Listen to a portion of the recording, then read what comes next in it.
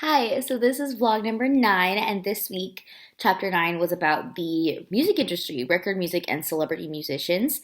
I'm talking about that type of media. The first, just right off the bat, I have some really interesting ideas about this chapter because, again, I relate to it because I grew up in the era where a lot of stars, which I'll talk about later, were transitioning from the. I grew up in consuming a certain type of media, and now that I'm older, I consume a different type of media, and that just kind of like broadened or sharpened my focus on like what exactly they were trying to do and why. So yes, right off the bat, it says that music provides us with new ways at looking at important topics with heightened levels of awareness. That is true because you could have a song talking about. I mean, now, especially in today's age, we have songs talking about all of the bad things like drugs, money, whatever.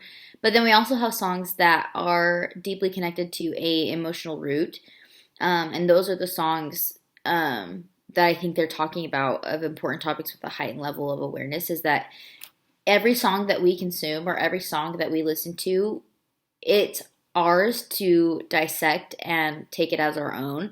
Meaning, like, it's going to give us our own feelings that we're not told to feel a certain way, as of with any type, other type of media. We are not told to feel a certain way. We are not told that this song is supposed to make us sad, even though it may be a sad song. We're not specifically told, like, you're sad. It could bring up a happy memory or whatever. It's for us to interpret, and that's something really interesting that I think about this like chapter was really cool to look at. Um, Specific examples in this chapter that I'm really excited to talk about is the Party in the USA example, Miley Cyrus. It was made as like just a song, like a classic, like upbeat dance song that people can relate to because it's a small town girl, whatever, going to follow her dreams, and that's something that everybody, especially it's my puppy, especially everybody in that age. Miley Cyrus was huge back then, and a lot of young teenagers, young girls looked up to her, and it was just a heartfelt, like lighthearted song that everybody knows now today. It's literally like a staple in today's society of like a timestamp of that era. Justin Bieber is another big one that I wanted to talk about because Justin Bieber got his fame off of YouTube, grew and became like this little teeny bopper heartthrob that everybody was obsessed with.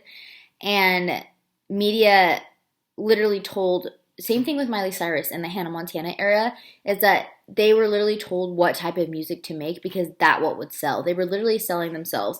This is what type of music is going to sell. This is what people want to listen to. This is your target demographic, whatever. And both of them, an analyst, sorry, before I get into that, this on his chapter, it says an analyst said, it is part of the deliberate marketing plan to shatter their goody two-shoe images and create new ones that fit the desires of their changing audiences. So, talking about that, that is talking about like the Miley Cyrus kind of stage where she transitioned from the Hannah Montana teeny bopper stage to Miley Cyrus, this new whatever she is. A specific example of that was at the VMA Awards when she wore like when she like did a very scandalous performance. And that was kind of like her saying like, bye, I'm not this person anymore. Like, that's not who I want to be perceived as anymore. And that's because her audience was growing, as so is she. Same thing with Justin Bieber. He went through this stage of like making teeny bopper, heartthrob, classic, like, songs about falling in love and teen love and stuff like that, to literally talking about like the deep stuff and like deeper relationships. And they both went through a phase where like they were both pretty like kind of lost themselves for a second because they didn't know how to transition themselves between one era and the other. So that's something really interesting. I think that was very crucial in the music, talking about like music media.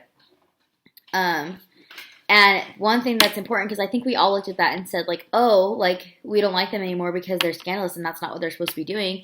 But in the book, it said if you judge them by the numbers and followers on social media, their rebranding plans worked really, really well, which is insane because they did. Because Miley Cyrus was no longer a teeny bopper kid star, and Justin Bieber was no longer this teenage heartthrob. They have both transitioned into adults, and which means that they can grow a bigger following now, which is genius if you think about it.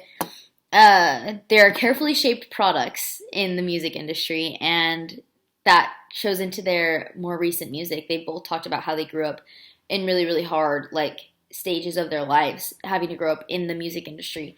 Anyways, but that is my vlog number 9. I was really interested in this because I didn't realize how big of an impact that music had on media, like understanding media literacy, how media literacy played into the music industry, and just looking at that was really cool to examine. So yeah, that was my vlog number 9.